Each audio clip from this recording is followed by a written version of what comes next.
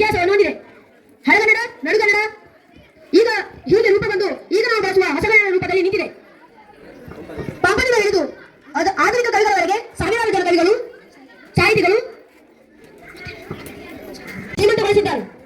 ಮನೋಧರ್ಮ, ಅಮೋಘೋಷ, ಇಮ್ಮಡಿ ಪುಲಕೇಶಿ, ವಿಷ್ಣುವರ್ಧನ ಮತ್ತು ಕೃಷ್ಣದೇವರಾಯ ಇವರಂತಹ ಚಕ್ರವರ್ತಿಗಳು ನಮ್ಮ ನಾಡ ವೈಭವವನ್ನು ಉತ್ತುಂಗಕ್ಕೆ ಏರಿಸಿದ್ದಾರೆ.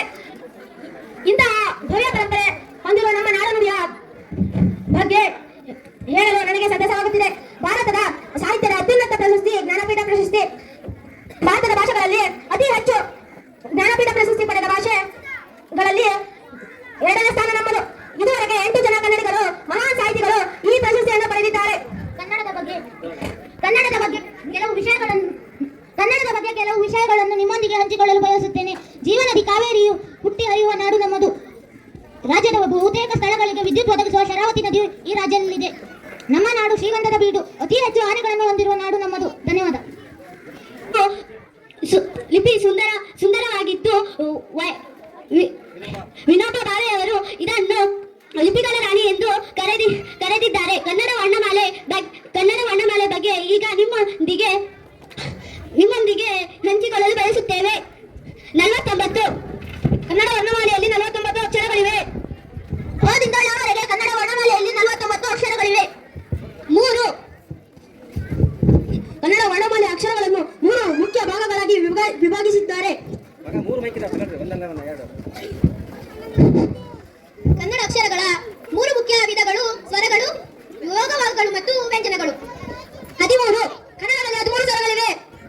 ಸ್ವತಂತ್ರವಾಗಿ ಉಚ್ಚರಿಸುವ ಅಕ್ಷರಗಳನ್ನು ಸ್ವರಗಳು ಎನ್ನುವರು. ಆದಿಂದ ಅವುವರೆಗೆ ಸ್ವರಗಳು.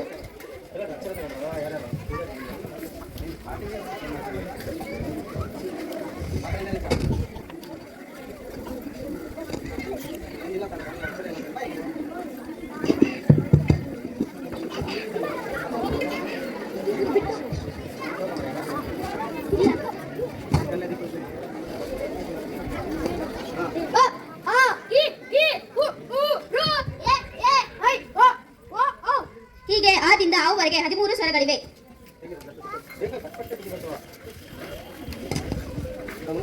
ಎರಡು ಕನ್ನಡದಲ್ಲಿ 2 ಯೋಗವಾಗಳಿವೆ. ಇವು 2 ಯೋಗವಾಗಳು.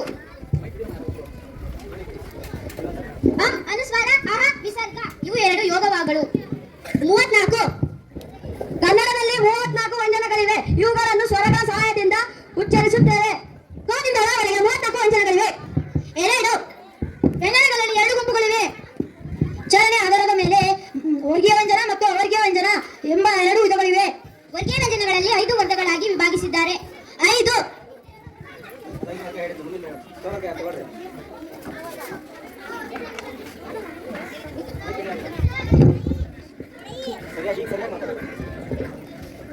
ಕವರ್ಗ ಉತ್ಪತ್ತಿಯಾಗುವುದು. ಕವರ್ಗಕ್ಕೆ ಕಂಠೆ ಎನ್ನುವರು. ಇವು ಉತ್ಪತ್ತಿಯಾಗುವ ಸ್ಥಳದ ಆಧಾರದ ಮೇಲೆ ಇವುಗಳನ್ನು ಕಂಠೆ ಎನ್ನುವರು. ನಾನು ಹೇಳಿದ ಹಾಗೆ ನೀವು ಹೇಳಿರಿ. ಎಲ್ಲರೂ ಹೇಳ್ಬೇಕು ಹೇಳ್ಕೊಟ್ಟ ಹಾಗೆ ಎಲ್ಲರೂ ಹೇಳ್ರಿ. ಕ ಅಕ್ಷರ ಎಲ್ಲಿ ಹುಟ್ಟುತ್ತದೆ ಅಂತ ನಿಮ್ಗೆಲ್ಲ ಕಲ್ಪನೆ ಬರ್ತದೆ. ಕ ಗ ಘ ಞ. ಈಗ ನಿಮಗೆ ತಿಳಿಯದಲ್ಲವೇ ಮಹಾವರ್ಗ ಎಲ್ಲಿ ಹುಟ್ಟುತ್ತದೆ ಎಂದು? ಇವು ಗಂಟಲಿನಲ್ಲಿ ಹುಟ್ಟುತ್ತದೆ. ಗಂಟಲಿನ ಸಹಾಯದಿಂದ ಇವು ಕವರ್ಗ ಹುಟ್ಟುತ್ತದೆ. ಆದ್ದರಿಂದ ಇವುಗಳನ್ನು ಕಂಠ ಎನ್ನುವರು.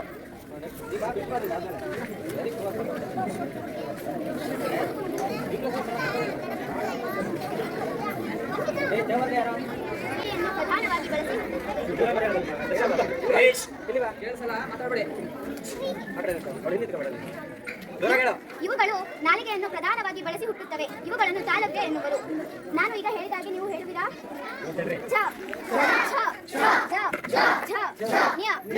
ಈಗ ನಿಮಗೆ ತಿಳಿತಲ್ಲವೇ ಇದು ನಾಲಿಗೆಯನ್ನು ಬಳಸಿ ಹುಟ್ಟುತ್ತವೆ ಎಂದು? ನಾಲಿಗೆಯು ಹಲ್ಲಿನ ಮೇಲೆ ಒಡೆದು ಗಾಳಿಯನ್ನು ಹೊರಹಾಕುತ್ತಾ ಹುಟ್ಟುತ್ತದೆ. ಅದರಿಂದ ಇವುಗಳನ್ನು ಮೂರ್ಧನ್ಯ ಎನ್ನುವರು. ನಾನು ಹೇಳಿದಾಗೆ ನೀವು ಹೇಳಿರಿ.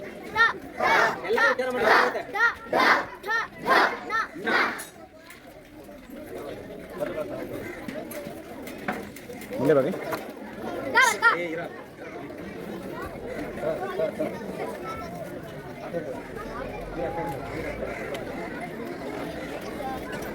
ಗಾಳಕ ಇವು ಹಲ್ಲಿನಿಂದ ಹುಟ್ಟುತ್ತವೆ. ಇವುಗಳಿಗೆ ದಾಂತ್ಯ ಎಂದು ಕರೆಯುತ್ತಾರೆ. ನಾನು ಹೇಳಿಕೊಟ್ಟ ಹಾಗೆ ನೀವು ಹೇಳುವಿರಾ? ಹ, ಹ, ಗ, ಹ, ಹ.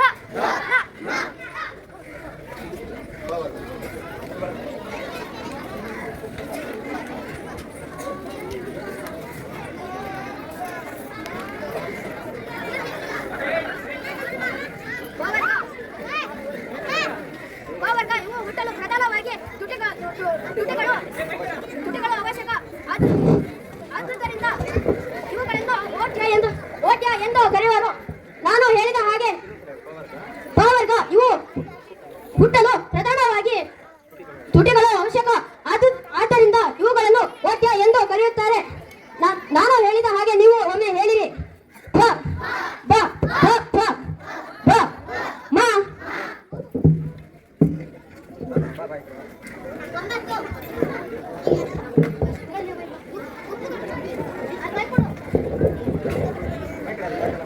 ಗುಂಪುಗಳಾಗದ ವಿಭಿನ್ನ ಉಚ್ಚಾರಣೆಯನ್ನು ಹೊಂದಿರುವ 9 ವ್ಯಂಜನಗಳಿವೆ.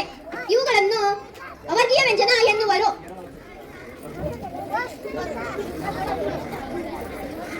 ಯ ರ ಲ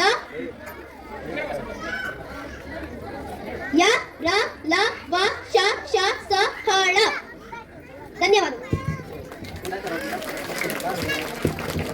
ಕನ್ನಡದ ಹಿರಿಮೆಯನ್ನು ರಚಿಸಿದ 8 ಜನ ಸಾಹಿತಿಗಳು ಮತ್ತು ಕವಿಗಳ ಬಗ್ಗೆ ತಿಳಿದುಕೊಳ್ಳೋಣ.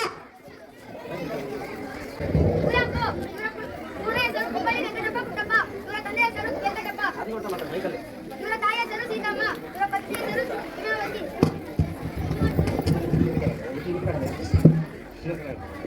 ಕುವೆಂಪು, ಇವರ ಪೂರ್ಣ ಹೆಸರು ಕುಪ್ಪಳ್ಳಿ ವೆಂಕಟಪ್ಪ ಪುಟ್ಟಪ್ಪ. ಇವರು ಹುಟ್ಟಿದ ದಿನಾಂಕ ಡಿಸೆಂಬರ್ 29, 1904. ಇವರು ಮರಣ ಹೊಂದಿದ ದಿನಾಂಕ ನವೆಂಬರ್ 11, 1994. ಇವರ ತಂದೆ ಹೆಸರು ವೆಂಕಟಪ್ಪ, ಇವರ ತಾಯಿ ಹೆಸರು ಸೀತಮ್ಮ, ಇವರ ಪತ್ನಿ ಹೆಸರು ಹೇಮಾವತಿ. ಇವರು ಹುಟ್ಟಿದ ಸ್ಥಳ ಶಿವಮೊಗ್ಗ ಜಿಲ್ಲೆಯ ತೀರ್ಥಹಳ್ಳಿ ತಾಲೂಕಿನ ಕುಪ್ಪಳ್ಳಿ ಗ್ರಾಮದಲ್ಲಿ ಜನಿಸಿದರು. ಇವರು ಪ್ರಶಸ್ತಿ ಬಂದ ಕೃತಿ ಶ್ರೀ ರಾಮಾಯಣ ದರ್ಶನ ಪ್ರಶಸ್ತಿ 1967ರಲ್ಲಿ ಬಂದಿತು. ಧನ್ಯವಾದಗಳು. ಆತ್ಮೀಯ ಪೋಷಕ ಬಂಧುಗಳೇ, ನಮ್ಮ ಈ ಒಂದು ಇಲಾಖೆಯ ಕಾರ್ಯಕ್ರಮಕ್ಕೆ ಈ ಒಂದು ಬೆನ್ನೂರು ಸೆಂಟರ್ನ ನೋಡಲ್ ಅಧಿಕಾರಿಗಳಾಗಿರುವಂತಹ ಹರಿಶಿ ಕೇಂದ್ರದ ಸಮೂಹ ಸಂಪನ್ಮೂಲ ವ್ಯಕ್ತಿಗಳು, ಆತ್ಮೀಯ ಸ್ನೇಹಿತರಾದ ಶ್ರೀಯುತ ಮಂಜುನಾಥ ಕೋರಿಗೌಡರವರು ಈ ಒಂದು ಕಾರ್ಯಕ್ರಮದ ವೀಕ್ಷಣೆಗೆ ಆಗಮಿಸಿದ್ದಾರೆ. ಅವರಿಗೆ ಎಲ್ಲ ಪೋಷಕರ, ಮಕ್ಕಳ ಮತ್ತು ನಮ್ಮ SDMC ಅವರ ಮತ್ತು ನಮ್ಮ ಎಲ್ಲ ಶಿಕ್ಷಕ ಬಂಧುಗಳ ಪರವಾಗಿ ಹೃದಯಪೂರ್ವಕವಾದ ಸ್ವಾಗತವನ್ನು ಜೋರಾದ ಚಪ್ಪಾಳೆಯೊಂದಿಗೆ ನೀಡ್ತಾ ಇದ್ದೇನೆ. ಇವರ ಹೆಸರು ದರಾ ಬೇಂದ್ರೆ. ಇವರ ಪೂರ್ಣ ಹೆಸರು ದತ್ತಾತ್ರೇಯ ರಾಮಚಂದ್ರ ಬೇಂದ್ರೆ. ಇವರ ಅಂಬಿಕಾಧನ ದತ್ತ. ಇವರ ಕವನಗಳಿಂದ ಸಾವಿರಾರು ಕವನಗಳನ್ನು ರಚಿಸಿದ್ದಾರೆ. ಉತ್ತರ ಕರ್ನಾಟಕ ಸೊಗಡು ಇವರ ಕವನಗಳಲ್ಲಿ ಕಾಣಬರುವ ಇವರ ನಾಗುದಂತಿ ಕೃತಿ ಜ್ಞಾನಪೀಠ ಪ್ರಶಸ್ತಿಗೆ ದೊರೆಯುತ್ತದೆ. ದರಾ ಬೇಂದ್ರೆ ಇವರು ಧಾರವಾಡ ಜಿಲ್ಲೆಯವರು. ಇವರಿಗೆ 1973ರಲ್ಲಿ ಜ್ಞಾನಪೀಠ ಪ್ರಶಸ್ತಿ ದೊರೆತಿದೆ. ಇವರಿಗೆ ವರಕವಿ ಎಂಬ ಬಿರುದಿದೆ. ಧನ್ಯವಾದಗಳು. ಇವರ ಹೆಸರು ಡಾಕ್ಟರ್ ಶಿವರಾಮ್ ಕಾರಂತ. ಇವರನ್ನು ಕಡಲ ತೀರದ ಭಾರ್ಗವ ಎಂಬ ಬಿರುದಿನಿಂದ ಗೌರವಿಸಿದ್ದೇವೆ. ಮಕ್ಕಳಿಗಾಗಿ ಸಾಹಿತ್ಯ ಕೃಷಿ ಮಾಡಿದ್ದಾರೆ. 100 ಕಾದಂಬರಿಗಳನ್ನು ಬರೆದಿದ್ದಾರೆ. ಯಕ್ಷಗಾನದ ಬಗ್ಗೆ ಆಸಕ್ತಿ ಹೊಂದಿದ್ದರು. ಇವರು ಮೂಕಾಜಿಯ ಕನಸುಗಳು ಕೃತಿಗೆ ಜ್ಞಾನಪೀಠ ಪ್ರಶಸ್ತಿ ದೊರೆತಿದೆ. ಧನ್ಯವಾದಗಳು. ಜಿಲ್ಲೆಯವರು. ಇವರನ್ನು ಕನ್ನಡದ ಆಸ್ತಿ ಎಂದು ಕರೆಯುತ್ತಿದ್ದರು. ಇವರಿಗೆ 1994ರಲ್ಲಿ ಜ್ಞಾನಪೀಠ ಪ್ರಶಸ್ತಿ ದೊರೆತಿದೆ. ಇವರನ್ನು ಸಣ್ಣ ಕಥೆಗಳ ಜನಕ ಎಂದು ಕರೆಯುತ್ತಾರೆ. ಸಾವಿರಾರು ಕಥೆಗಳು, ಕಾದಂಬರಿಗಳನ್ನು ಬರೆದು ಸಮಗ್ರ ಸಾಹಿತ್ಯ ಕಾರ್ಯಕ್ಕಾಗಿ ಜ್ಞಾನಪೀಠ ಪ್ರಶಸ್ತಿ ದೊರೆತಿದೆ. ಧನ್ಯವಾದಗಳು. ವಿನಾಯಕ ಕೃಷ್ಣ ಗೋಕಾಕ್. ಇವರು 100 ಕಾದಂಬರಿ, ಮಹಾಕಾವ್ಯ ಮತ್ತು ಕಥೆಯನ್ನು ಬರೆದಿದ್ದಾರೆ. ಭಾರತ ಸಿಂಧು ರಶ್ಮಿ ಇವರ ಮಹಾನ್ ಕೃತಿ. ಸಮಗ್ರ ಸಾಹಿತ್ಯ ಕಾರ್ಯಕ್ಕಾಗಿ ಇವರಿಗೆ ಜ್ಞಾನಪೀಠ ಪ್ರಶಸ್ತಿ ದೊರಕಿದೆ. ಇವರಿಗೆ 1990ರಲ್ಲಿ ಜ್ಞಾನಪೀಠ ಪ್ರಶಸ್ತಿ ದೊರೆಯಿತು. ಧನ್ಯವಾದಗಳು. UR ಅನಂತಮೂರ್ತಿ. ಇವರು ಶಿವಮೊಗ್ಗ ಜಿಲ್ಲೆಯಲ್ಲಿ ಜನಿಸಿದವರು. ಇವರು ಕನ್ನಡದಲ್ಲಿ ಸಾಧನೆ ಮಾಡಿದವರು. 1994ರಲ್ಲಿ ಜ್ಞಾನಪೀಠ ಪ್ರಶಸ್ತಿ ದೊರೆತಿದೆ. ಅದು ಆಧುನಿಕ ಕನ್ನಡ ಸಾಹಿತ್ಯ ಲೋಕದಲ್ಲಿ ತಮ್ಮ ಕಾದಂಬರಿಗಳ ಮೂಲಕ ಹೆಸರು ಮಾಡಿದವರು ಹೆಸರು ಮಾಡಿದವರು. ಇವರು ನಮ್ಮ ಜಿಲ್ಲೆಯವರು ಎಂಬುದು ನಮಗೆ ಹೆಮ್ಮೆಯ ಸಂಗತಿ. ಸಮಗ್ರ ಸಾಹಿತ್ಯ ಕಾರ್ಯಕ್ಕಾಗಿ ಜ್ಞಾನಪೀಠ ಪ್ರಶಸ್ತಿ ದೊರೆತಿದೆ. ಧನ್ಯವಾದಗಳು. ಗಿರೀಶ್ ಕಾರ್ನಾಡ್ ಇವರು ಕೇವಲ ಸಾಹಿತಿ ಮಾತ್ರವಲ್ಲ, ನಟ, ನಾಟಕಕಾರ ಮತ್ತು ನಿರ್ದೇಶಕರು ಆಗಿದ್ದರು.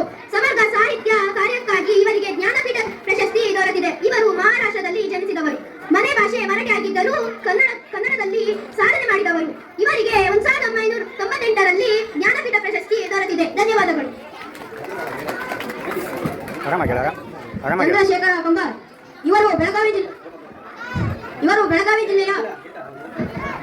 ಬೆಳಗಾವಿ ಜಿಲ್ಲೆಯಲ್ಲಿ ಜನಿಸಿದರು. ಜಾನಪದ ವಿದ್ವಾಂಸರು ಆಗಿದ್ದರು. ಇವರಿಗೆ 2010ರಲ್ಲಿ